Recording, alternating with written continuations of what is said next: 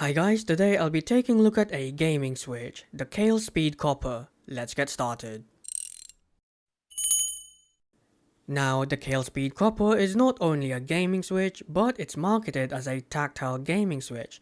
In fact, it's the only tactile gaming switch I know of. However, Kailh has an updated version of these called the Super Speed Copper, with factory lubing, a lengthened spring, and slightly different specs. Now, pricing wise, these are $31 for 110 switches on Kailh's website, placing these in the budget range. And this is what they look like when disassembled. Feel free to pause the video. Now, let's move on to the switch characteristics.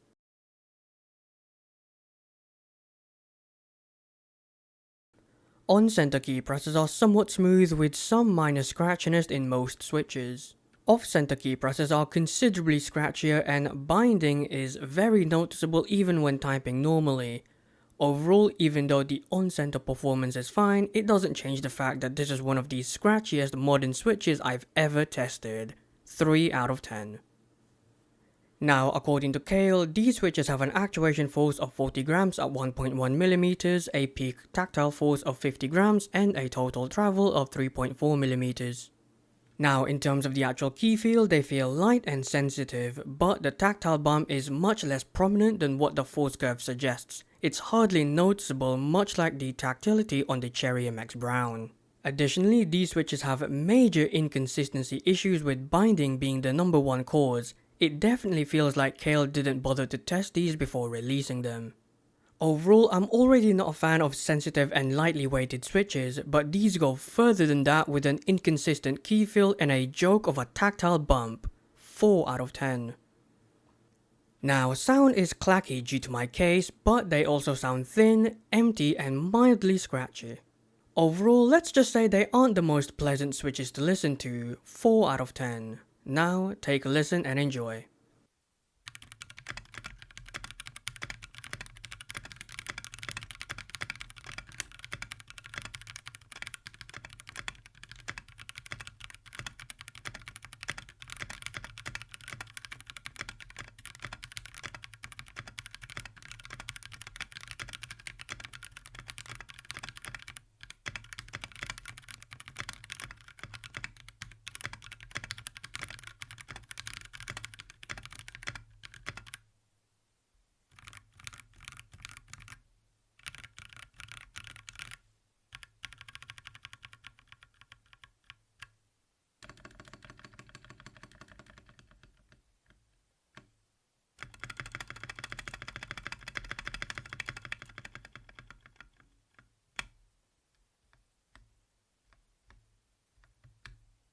Now, one of the first things I noticed was the lack of tactility at medium to fast typing speeds. The tactile bump on these remind me of the infamous Cherry MX Brown, and that's not exactly confidence inspiring.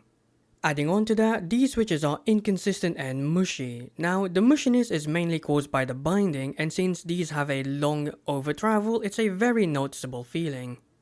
And lastly, there is the occasional chattering, which is quite odd given these are brand new with only a few weeks of use. Again, did Kailh even bother to check these? Overall, I'm not a fan of these at all. It's clear that they need more refinement. 4 out of 10. Now, gaming. This is the important one, so how did these perform here? Well, firstly, I'd like to remind everyone that the whole point of a gaming switch is to give you a competitive advantage. However, given these are mushy and inconsistent, this is close to impossible, so these are no good in this regard. Secondly, the whole point of a tactile switch is to give the user tactile feedback with minimal noise, and whilst it does achieve this, you'd have to be pressing the keys very slowly, and even then the tactile feedback is barely noticeable. It's unlikely you'll feel any tactility in the heat of battle.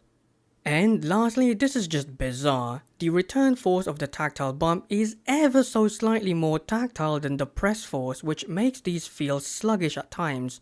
That's right, Kailh officially created a slow speed switch.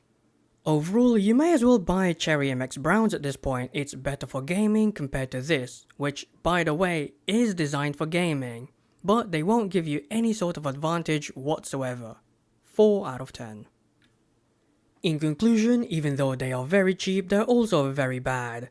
My advice is to ignore these and buy something else.